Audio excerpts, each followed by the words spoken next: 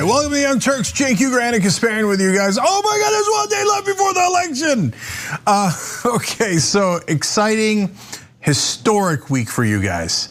So we've got a massive show today, and Anna's gonna have all the news for you in a minute, but obviously tomorrow's election day, so don't go anywhere else, don't miss it. So for 2 reasons, you should come here at 1 p.m. Eastern, 10 a.m. Pacific, and stay here all day.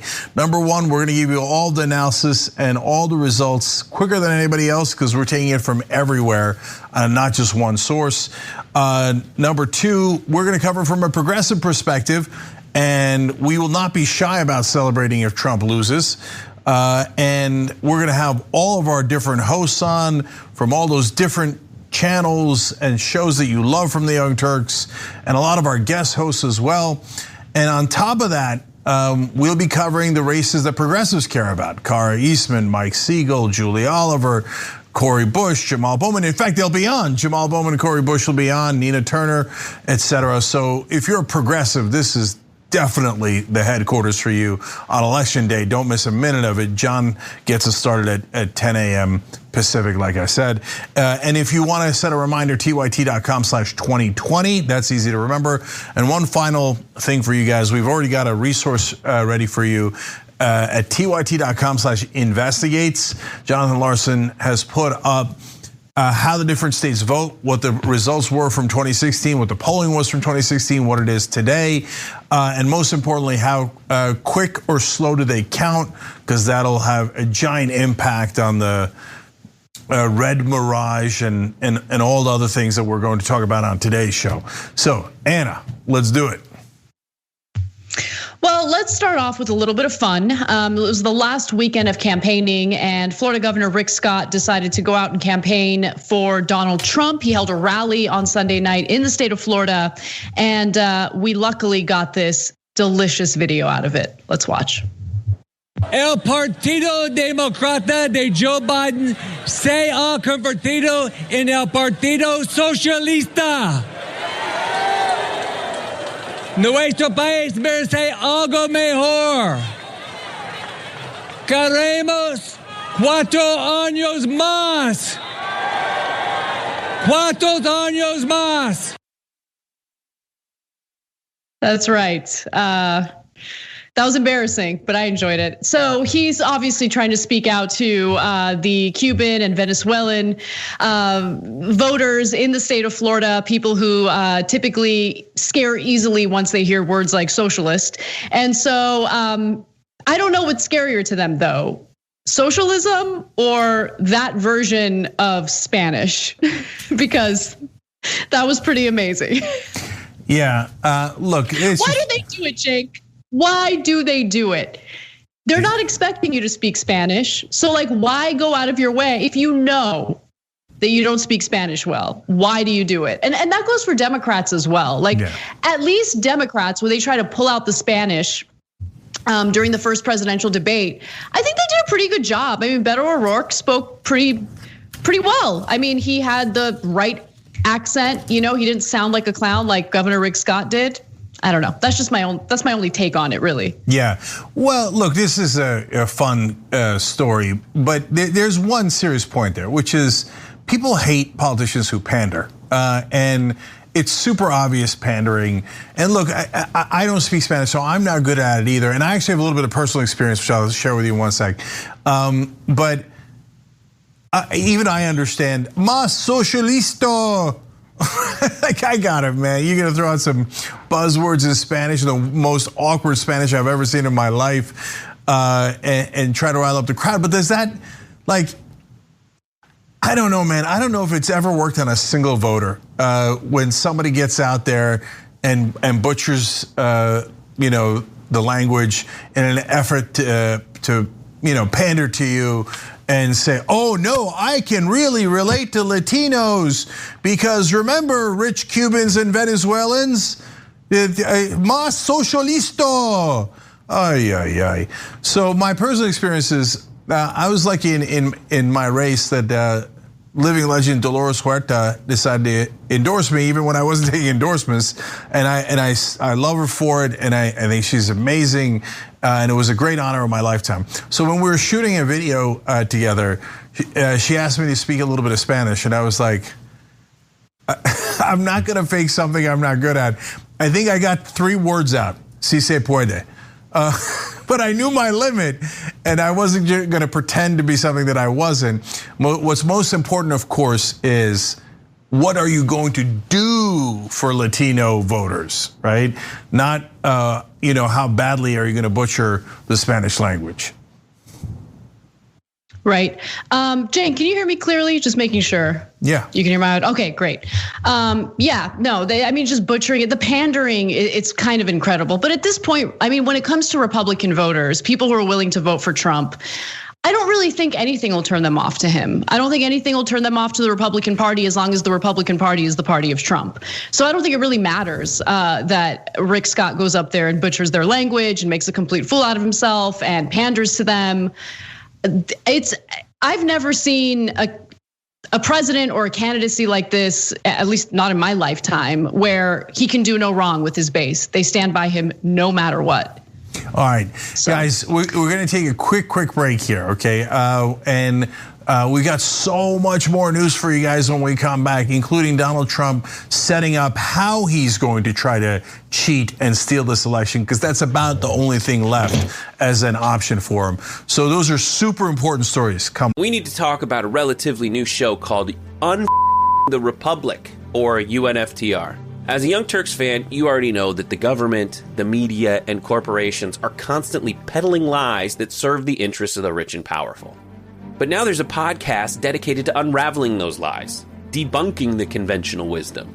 In each episode of On the Republic, or UNFTR, the host delves into a different historical episode or topic that's generally misunderstood or purposely obfuscated by the so-called powers that be, featuring in-depth research, razor-sharp commentary, and just the right amount of vulgarity. The UNFTR podcast takes a sledgehammer to what you thought you knew about some of the nation's most sacred historical cows. But don't just take my word for it. The New York Times described UNFTR as consistently compelling and educational, aiming to challenge conventional wisdom and upend the historical narratives that were taught in school. For as the great philosopher Yoda once put it, you must unlearn what you have learned. And that's true whether you're in Jedi training or you're uprooting and exposing all the propaganda and disinformation you've been fed over the course of your lifetime. So search for UNFTR in your podcast app today and get ready to get informed, angered, and entertained all at the same time.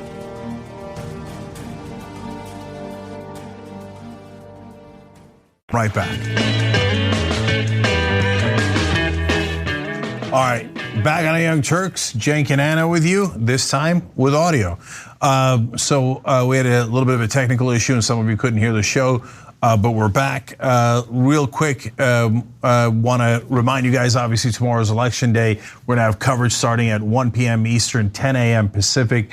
Don't miss a minute of it. Great progressives will be on here, Cori Bush, Jamal Bowman, Nina Turner, and all of our hosts, guest hosts, etc., from all of our different shows. So make sure that you're checking that out. We'll cover it not just in a celebratory way if Trump loses without any hesitation, but also we'll cover those progressive races that you care about: Kara Eastman, Just Democrats, Mike Siegel, Julie Oliver, and so much more. All right, and guys, speaking of progressives, sponsor Plant Your Change does this amazing thing. Whether it's any credit card or debit card you have, you can attach this, and if you want to, you round up to the nearest dollar, and they plant a tree for you guys. So we can plant so many trees through this, and helps begin to save the environment. Take action on your own. So tyt.com/trees. It doesn't have to be from any particular bank. It could be any card you have, and it makes you feel great and actually helps on this most important issue, which is saving the planet. tyt.com/trees. Okay, Anna, we've got so many stories for you, everybody, including, unfortunately, some of what appears to be Donald Trump's efforts at setting up a strategy to cheat. Yeah, well, I mean, when you know your candidate is unpopular, that's how you try to win, by cheating and by intimidating people. So Trump supporters over the weekend decided to act as the American Taliban by going after the Trump campaign bus in Texas. This was as the bus was traveling from San Antonio to Austin. Video surfaced showing a number of vehicles with Trump flags and other Trump paraphernalia surrounding the Biden-Harris bus. And at one point, if you watch the video carefully, you can see one of the pickup trucks closely tailgating the car, or the bus, I should say, getting real close, looking like it's trying to intimidate them. And unfortunately, it did lead to some level of intimidation. So in Texas on Friday, Trump supporters surrounded the Biden campaign bus. And in New York and New Jersey on Sunday, Trump supporters halted traffic on two major highways. The FBI has confirmed that it is investigating the Texas incident, which Biden described as an effort to run his team off the road. Also, the response from Trump is unsurprising. He has decided to defend these actions, these forms of intimidation, and you shouldn't be shocked by that because he has been egging people on from the beginning. This is what someone does when they know they're unpopular, that people do not want to vote for them. And so he needs to go out of his way to encourage people to essentially engage in these types of acts to discourage people from showing up to the polls and intimidate them. So here's Trump essentially defending these individuals during a rally. Did you see the way our people, they were protecting his bus yesterday because they're nice. So his bus, they had hundreds of cars, Trump, and the American flag. That's it. You see Trump and American flag. Do you ever notice when you see the other side? I don't even see much of the other side. You don't see any. They have no spirit. They have no enthusiasm. They have no nothing. But you know what? I don't see it. But whenever you see like a small group, because it's got to be small because there's nobody around, nobody cares. But you see these groups, you never see an American flag. I always say, if you look at a group and you don't see the American flag, you know that's the opposition. What does the American flag really mean when you don't believe in democracy? Well, what's the point of the American flag if you literally go out of your way to intimidate people from exercising their right to vote? The American flag is a piece of cloth. The American flag is supposed to represent something. And Donald Trump and his supporters don't believe in what it represents. They don't believe in freedom. They don't believe in democracy. They don't even believe that their own candidate, their preferred candidate, is popular because they have to stoop to this level to intimidate people from voting, to scare people on the Trump-Harris bus. I mean, the actions that Trump and his supporters have engaged in order to disenfranchise voters, to intimidate voters, to essentially attempt to steal the election and call it a victory for Trump on the night of the election when all the ballots haven't even been counted yet, indicates that they don't believe in what the flag represents. So to them, it's nothing more than a symbol that pretends like they believe in patriotism, pretends like they believe in democracy, but they believe in no such thing. They're as un-American as they can get. So two things about this. First of all, if you got a Trump flag and you want to honk as the Biden bus goes by, or you go by it and you point at your Trump flag, nothing wrong with that, right? But if you surround the bus and they got the bus to slow down to 20 miles per hour on a highway, and you're swerving around the bus and you're in essence trying to comment, and I'll go with a middle ground. The Biden campaign says they were trying to drive the bus off the road. I don't know that the Trump people say anything, but yeah, we were trying to intimidate them. So, but commandeer the bus in any way, shape, or form. That's super dangerous. Don't do that. Don't do that to the Biden bus. Don't do it to a Trump bus. Don't do it to anyone with a Trump sign, a Biden sign, etc. When you start affecting the speed and the direction of any other driver on the highway, you're asking for massive trouble. So unsurprisingly, Donald Trump eggs them on because he likes physicality. He likes getting in people's grill, even on the highway and even in dangerous situations like that. Okay, so if you're MAGA out there right now and going, yeah, that's right, man, this is how you do it. That's right, Trump said it, we believe it. What you do is, if you're a political group, you surround cars or vehicles that you don't agree with on the highway and intimidate them. So I'm sure you guys are all not gonna have any problems if Black Lives Matter surrounds your car with giant Black Lives Matter flags and, commandeers your car off a highway. Or if Antifa does that with their Antifa flags and they just surround your car and try to get you to stop in the middle of the highway. I mean, it's not my idea. I think it's a terrible idea. But it's Trump's idea, it's the Republican idea. So when you sign off on it, you don't get to say, no, we peacefully drove your bus off the highway, but you don't get to do that to our cars. No, there is no such thing. Now, look, it's of course hypothetical because there's no way in the world Black Lives Matter cars would do that.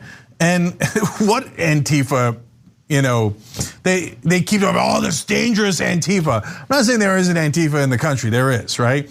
Have you ever seen an Antifa caravan where they're riding around with their flags and pushing people off? It doesn't exist. And so that's why the thugs in the right wing know this is disproportionate. A lot of the cops are on our side. The president's gonna back us up. So we can either do violence or threaten violence and totally get away with it. And if the other side even does a chant, which is, again, a core First Amendment issue, will threaten to lock them up. So, okay, I know you guys don't believe in justice and you don't believe in equality and you don't believe in America. And now on top of that, as Anna pointed out, Trump's out there going, no, we stop counting on November 3rd. We don't count the votes, don't count the votes. If you're in the party arguing to not count the votes, number one, that means you're not only going to lose, you're going to lose. There's no one winning who goes, don't count the votes. So you know already for a fact that you're with the loser, okay? And number two, much more importantly than that, if you think you shouldn't count legally cast votes that came in by election day, you're not an American. You're, in a lot of ways, you're a traitor to the idea of this country. We're not gonna do anything about it. We're not gonna threaten you or intimidate you or anything like that. Just know that you prefer dictatorship and you don't believe in freedom at all. Everything you've ever said about freedom was a total lie. All you want is a dictator like Trump, and you don't believe in a democracy where we count everybody's votes. Yeah, no, exactly. I mean, they're disrespectful to our troops. They're disrespecting the flag. They're disrespecting our Constitution. I think this is incredibly disrespectful to the people who have risked their lives and lost their lives to protect our freedoms. Trump supporters, anti-democratic, anti-American, do not believe in our Constitution, do not believe in our right to vote. These are not people who belong in this country. That type of ideology is not supposed to belong in this country. And it didn't just stop with the Biden bus in Texas. There were other incidents as well, incidents that unfortunately are not being investigated and the local police departments are doing absolutely nothing about it. So on Sunday, for instance, caravans of Trump supporters blockaded the Governor Mario Cuomo Bridge and the Garden State Parkway, snarling traffic on two of the busiest highways in the New York metropolitan area just 2 days before the election. Now, the cops are clearly on these American Taliban members' side. William Duffy, a spokesperson, for instance, from the New York State Police, said that troopers had monitored the protests, but there were no arrests. Let me just stop for a second, because if I can recall correctly, I don't know, maybe I have bad memory. I mean, it did happen like yesterday or last week. Whenever there are Black Lives Matter protesters who block the streets, what's the response from cops? Are cops as open-minded about these blockades? Are they cool with it? Are the local citizens in the area cool with it? Is that totally fine? It seems like there's a little bit of a double standard here. When protesters from Black Lives Matter or any other, social justice movement step foot on a road and block a car for a second. Oh my God, these people, they're awful, they're terrible, you can't do this, you can't do that. You can protest, fine, you right to assemble, but you can't block the roads, Oh, but when Trump supporters do it, with the very intention of intimidating voters, it's totally fine. Yeah. Let me give you more details. In New Jersey, for instance, there was a caravan of Trump supporters who snarled traffic on the northbound lanes of the Garden State Parkway near the Chesapeake Services area in South Amboy. And so we have a video of that. Let's just take a quick look, and then Cenk, you jump in. Yeah. Woo! We shut it down, baby. We shut it down. We shut it down. We shut it down.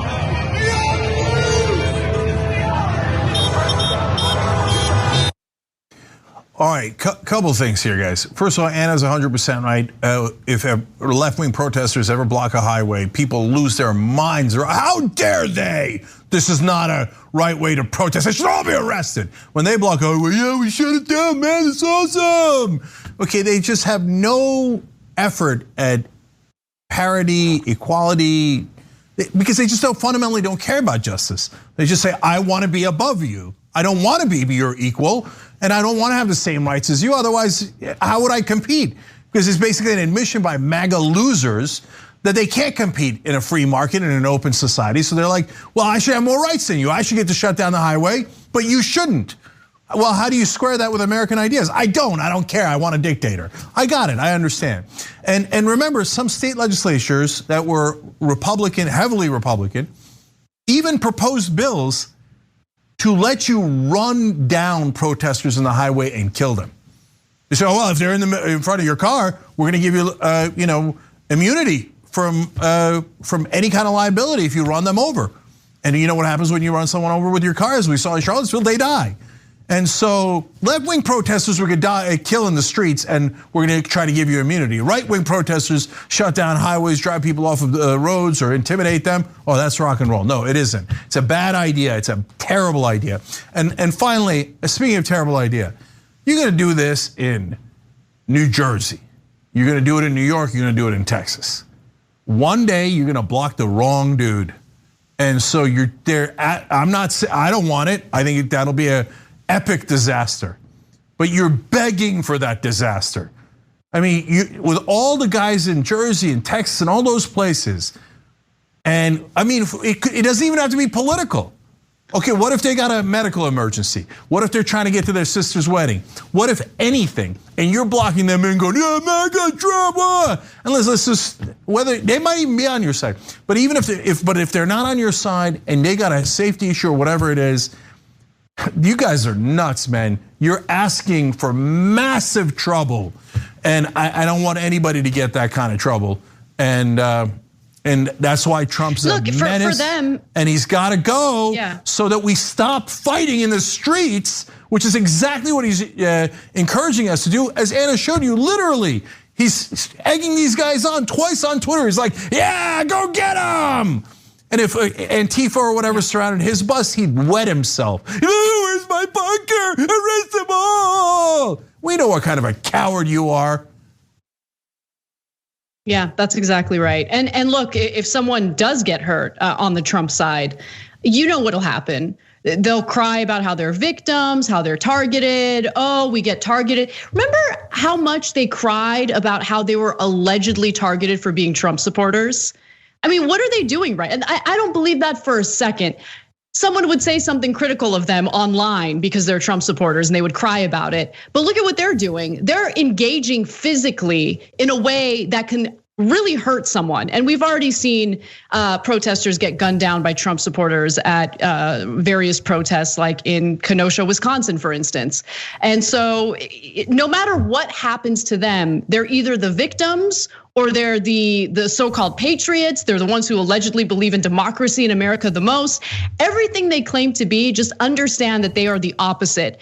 But the most important takeaway from this, for me at least, is the fact that they know that they're losers, that they support a losing candidate, and they have to resort to these types of tactics in order to give their loser candidate a shot at winning. And that's pretty sad. Betas. Anyway, let's move on to some other unfortunate violence that took place over the weekend. A peaceful protest ended in violence in North Carolina after cops decided to use pepper spray, which they did use on children as young as 3. The participants in Saturday's I Am Change March had intended to conclude at an early voting site to emphasize turnout in the final days of the presidential campaign. Those plans were thrown into disarray when law enforcement officers in riot gear and gas masks insisted demonstrators move off the street and clear county property, despite a permit authorizing their presence. So they're following the rules. This is not an unlawful assembly by any means. People who were part of this march included family members of George Floyd, parents of Christian Griggs, who was a black man who was killed by his father-in-law, his white father-in-law back in 2013. And so as tensions escalated, officers deployed pepper spray and began making arrests. Among those caught in clouds of the irritant were children as young as 3 years old, as well as elderly residents and a disabled woman. Here's what the scene looked like.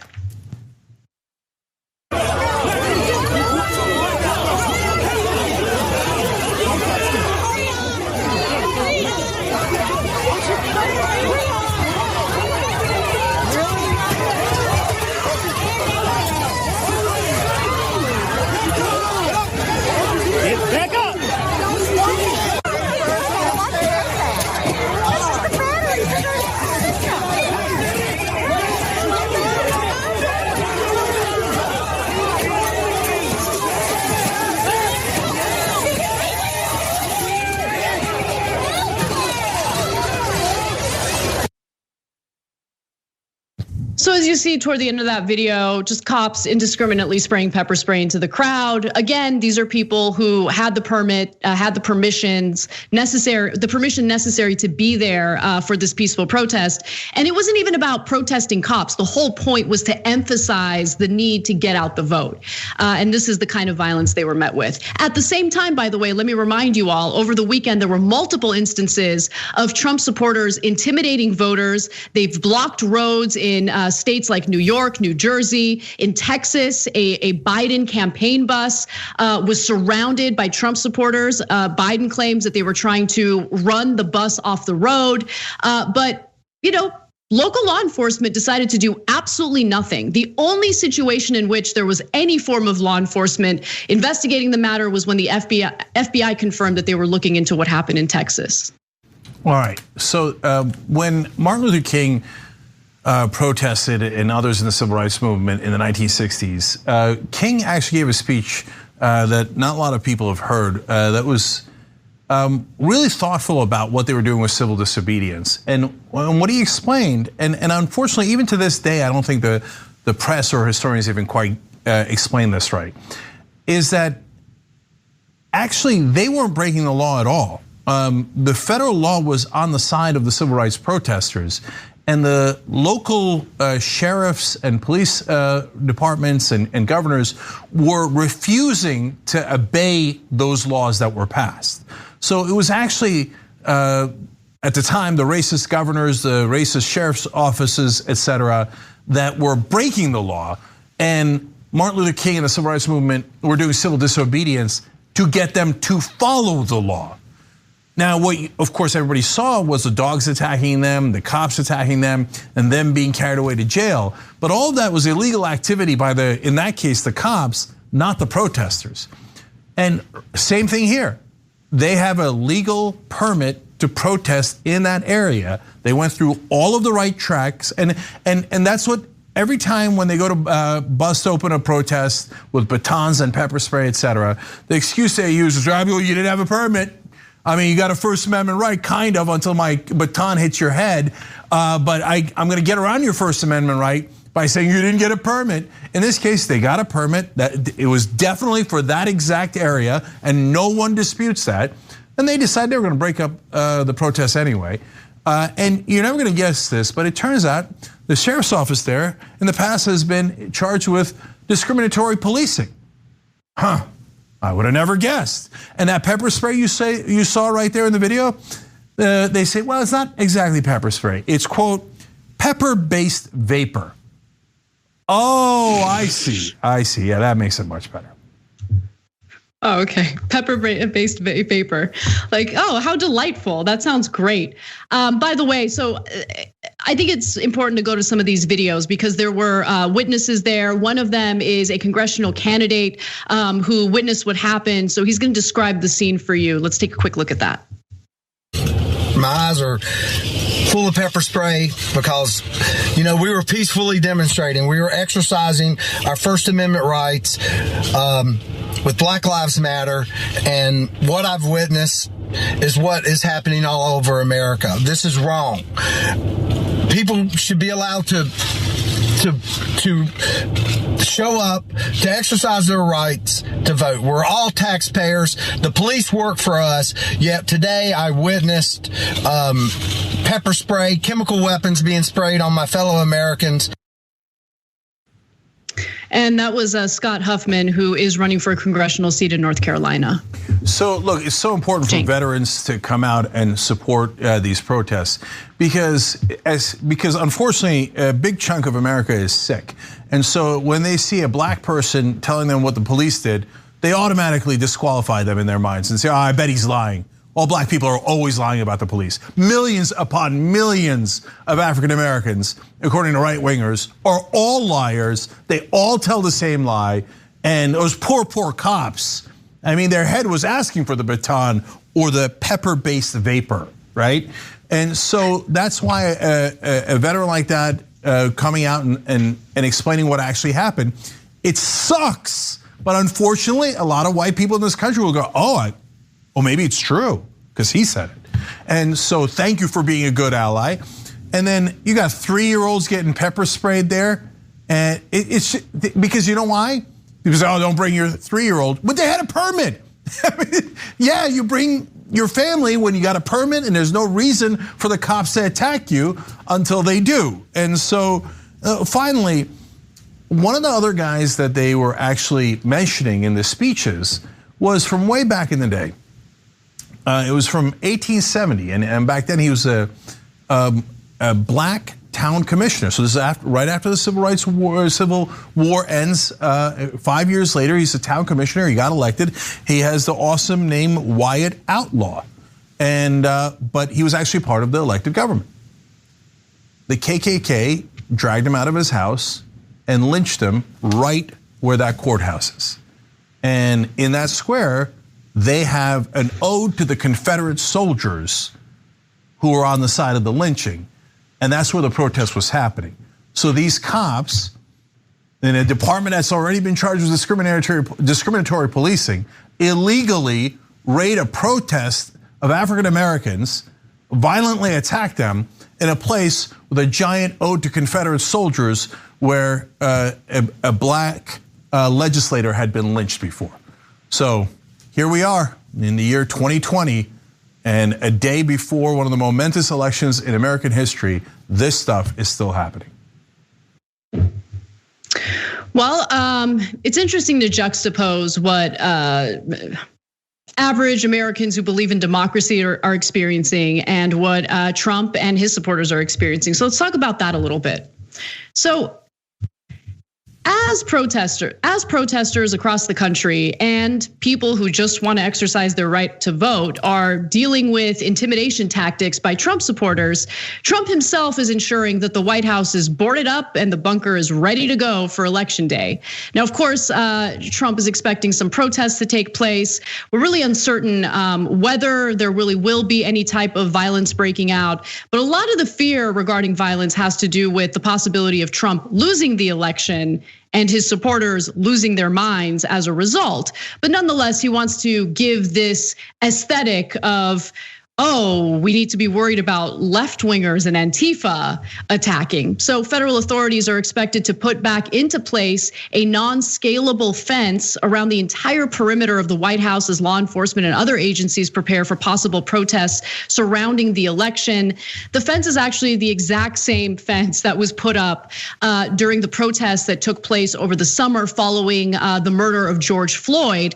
And if you guys can recall, that was when Trump also decided to hide out in his bunker. And then when he emerged, he needed to hide behind federal authorities and federal agents who rained terror on protests and protesters in Washington, D.C. So the extra layer of security marks the most high profile example to date of authorities preparing for unrest following this year's election, particularly if there's no clear winner come November 4th. And to be sure, Trump has demanded that the winner of the election be declared on the night of the election. election, which is unlikely to happen because of the influx of mail-in ballots. Also last week, Immigration and Customs Enforcement was also putting its agents on standby, while Customs and Border Protection was training its personnel in the lead up to Election Day. Additionally, 250 National Guardsmen have been put on standby, reporting to Metro Police officials. So there are more details, Cenk, but I really think that this is an attempt to, I think, scare people, to put out this message of, ooh, it's gonna be dangerous on Election Day, so don't get out the vote. But fortunately, about 70% of likely voters have already cast their ballots, which is pretty incredible. Well, you gotta give Trump credit. He said he was gonna build a wall, and he finally built a wall around himself. It's a big, beautiful wall. Yeah, well, and now America has devolved so much underneath Donald Trump that the president of the United States has to build a giant fence around the White House so that the people don't come in when he tries to steal an election. This is what dictators do. They build really high walls around their palace so that the people of their countries that know that they're dictators don't storm the palace.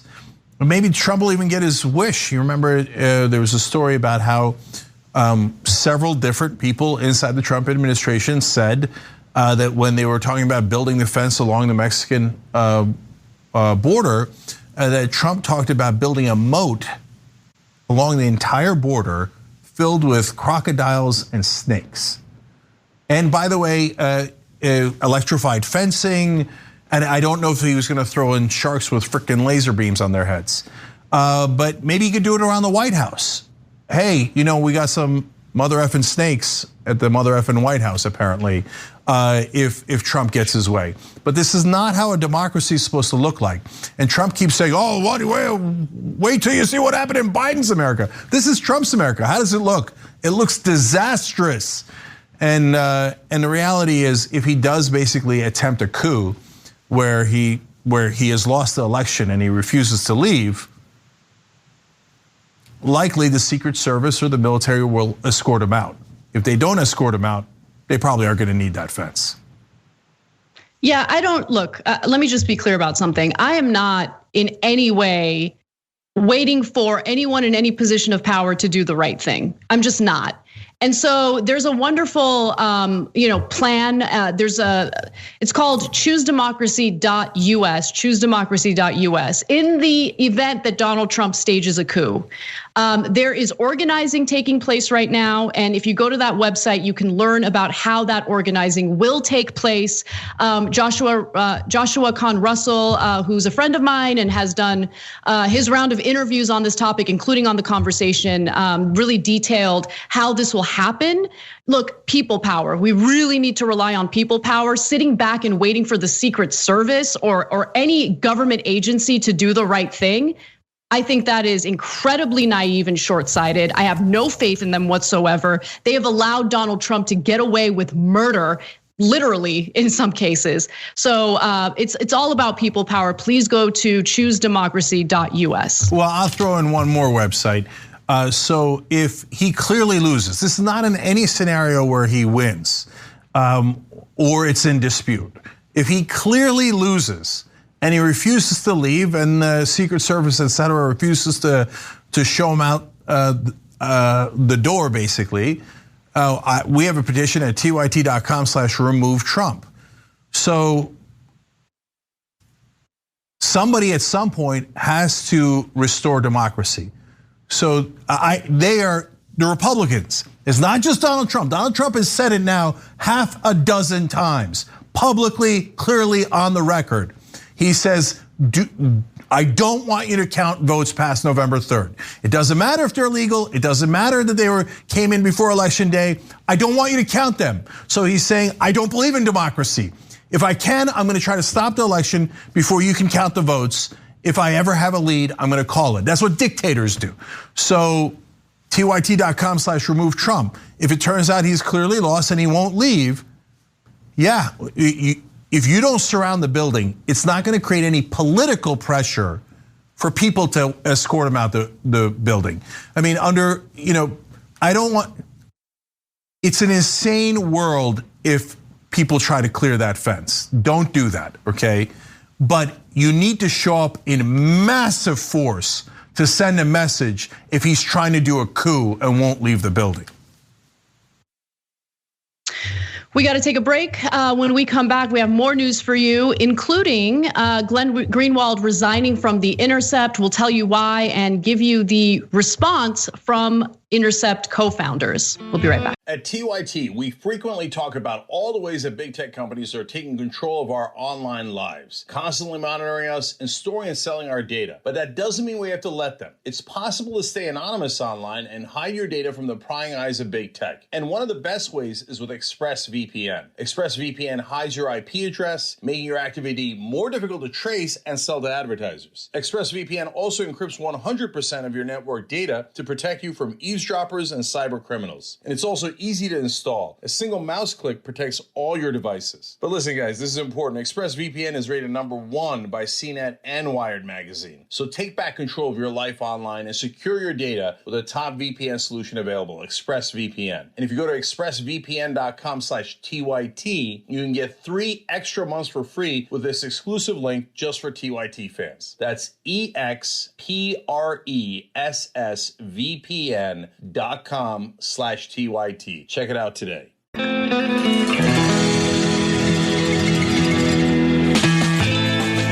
All right, back on the Young Turks. Remember, it's so important to keep us sustainable, strong, and get a progressive message out there.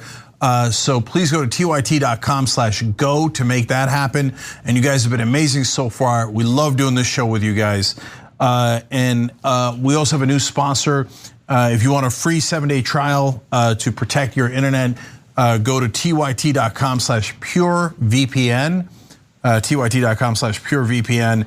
And the folks who are members are the Young Turks. And well, we got a new ticker for you guys, and you're seeing some of your comments below, and you're seeing the names of the folks that signed up on YouTube by clicking the join button right below the video. It's so easy, and it really helps a tremendous amount. So I'll just read the upgrades for you guys. Enoch Sound, Carl Ingalls, and Lisa G upgraded their accounts, and you'll be able to get the post game we're gonna do in just a couple of minutes here for you guys at the essentials level when you upgrade. And speaking of the post game, I'm gonna answer this question in the post game because it's very important. Douglas Brown used Super Chat to ask, Cenk, do you honestly think Biden has the same chance to win Pennsylvania as he does DC? If not, your call that neo-fascist orangutan has no chance is bunk. It's also bad to say this as you have a following and overconfidence depresses voting. So I think that is wrong on several counts, and it's actually really important that you not go around saying it's a close election when it is not a close election. And we'll talk more about that in the post game. tyt.com/join. If you're watching anywhere else to become a member and get that post game on YouTube, you can just hit the join button below and get the essentials level to get the post games. Anna, let's keep going with a story that's very related to that. All right. We all know that Donald Trump has done anything and everything necessary to give him an edge and steal the election. He's dismantled the post office. He has put out all sorts of disinformation about mail-in voting. His supporters have intimidated voters both at the polls and on the roads. But now it turns out that Trump has actually vocalized with some of the people close to him that he plans on declaring a premature victory before all the ballots are counted. And so Axios broke this story, and I want to give you a few excerpts and then give you Trump's denial, which actually isn't much of a denial. So as Jonathan Swan from Axios reports, Trump has privately talked through this scenario in some detail in the last few weeks, describing plans to walk up to the podium on election night and declare he has won. Trump's team is preparing to falsely claim that mail-in ballots counted after November 3rd, a legitimate count expected to favor Democrats, are evidence of election fraud. So in Pennsylvania, state law also, and this is important to keep in mind, prevents election officials from counting mail-in ballots before election day. So they're going to begin counting those ballots on election day. And when you think about the influx of mail-in ballots, you can understand why some are not expecting Pennsylvania to have the final results of the election on the night of the election. And also keep in mind that Pennsylvania is an incredibly important state, a state that polls indicate Biden is winning in. All right, so I'm going to expose the hypocrisy of Trump super easily and all of his followers. So yes, Pennsylvania takes a while to count because they're not allowed to count until the polls close. But other states count early and are pretty good at counting. So those states are Florida, North Carolina, and Ohio among the swing states. So everybody knows that the registered Democrats have sent in mail-in ballots at a far, far greater pace than registered Republicans. So it is likely that Biden will have a lead in the beginning in those states. In fact, Florida is counting right now. They start a day ahead and we're a day before the election. So they're gonna have a ton of mail-in votes ready to go and might announce huge results as early as 8 o'clock Eastern tomorrow. By the way, don't miss our election day coverage. We'll be going from 1 p.m. Eastern all the way through the night. And we'll give you all of those. But is Trump and all of his followers, are you guys all okay with if the Donald Trump rule, no counting past November 3rd? So if the clock hits 12 o'clock and Biden is leading in Ohio, Florida, and North Carolina because they counted mail-in votes first, is it over? Is the election over? That's it? You're not allowed to count any more votes in those states? Now, you all know that you would never, ever agree to that. And you know why you wouldn't agree to it? Because it's not fair, it's not right. The people who voted, if they're people that are abroad because they're service members in the military, should their vote count? Of course! If people got their vote in time by election day and the states have different rules. By the way, you can go to tyt.com/investigates and we broke down for you guys which states count fast, which count slow, which have already started counting. It's a really great guide for you guys, okay? So the Trump people never agree to not counting their votes, but they're saying with a straight face, we don't want to count your votes. And so if Trump is leading at any point, we want to stop the count and not count any more of those votes. Well, that's the definition of cheating, and that's the definition of being against democracy. That makes you un-American, and I'm sure you'd enjoy Saudi Arabia and other dictatorships across the world, but this country ain't for you, okay? So here, we believe in democracy and we believe in America, but it's not the first time that conservatives in this country have rebelled against America because they didn't like democracy. Yeah, that's exactly right. And when Trump was asked about it, he gave a weird denial/non-denial, latest edition of Chopper Talk. Let's hear what he had to say. That was a false report. We'll look at what happens. I think it's a terrible thing when ballots can be collected after an election. I think it's a terrible thing when people or states are allowed to tabulate ballots for a long period of time after the election is over. Because it can only lead to one thing, and that's very bad. You know what that thing is. I think it's a very dangerous, terrible thing. And I think it's terrible when we can't know the results of an election the night of the election in a modern day age of computer. I think it's a terrible thing. And I happen to think it was a terrible decision for our country made by the Supreme Court. I think it was a terrible decision for our country. And I think it's a very dangerous decision because you're going to have 1 or 2 or 3 states, depending on how it ends up, where they're tabulating ballots, and the rest of the world is waiting to find out. And I think there's great danger to it, and I think a lot of fraud and misuse can take place. I think it's a terrible decision by the Supreme Court, a terrible decision. Now, I don't know if that's going to be changed because we're going to go in the night of, as soon as that election's over, we're going in with our lawyers. But we don't want to have Pennsylvania where you have a political governor, a very partisan guy. And we don't want to have other states like Nevada where you have the head of the Democratic clubhouse as your governor. We don't want to be in a position where he's allowed to every day watch ballots come in, Gee, if we could only find 10,000 more ballots.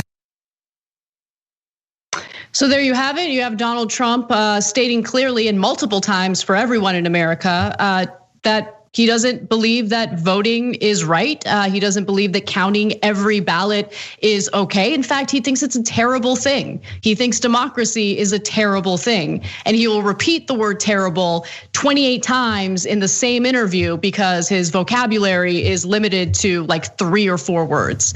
But yeah, he thinks democracy is terrible. He does not want to count every vote. And he has never provided any evidence of election fraud related to mail-in ballots. He votes by mail himself, his entire family votes by mail. And so I guess what's good for his family is not okay for the rest of America because he doesn't believe in democracy. He wants to steal the election.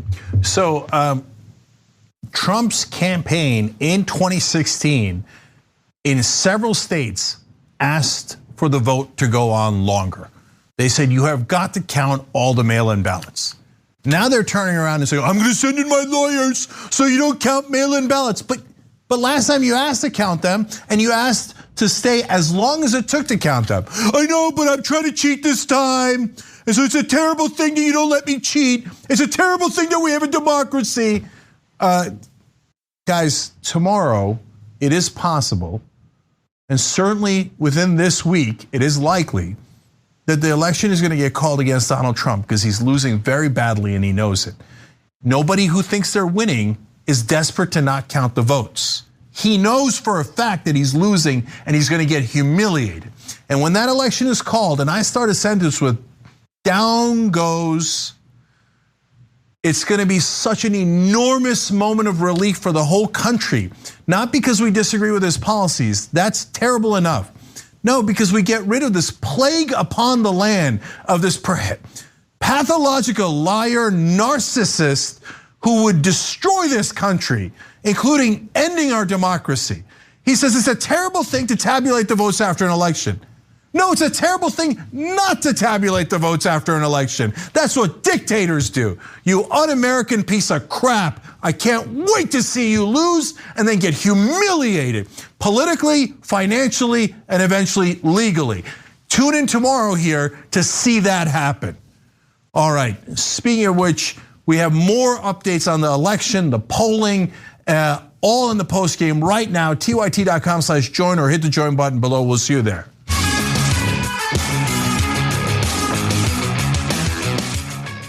Thanks for listening to the full episode of The Young Turks. Support our work, listen ad-free, access members-only bonus content, and more by subscribing to Apple Podcasts at apple.co/TYT.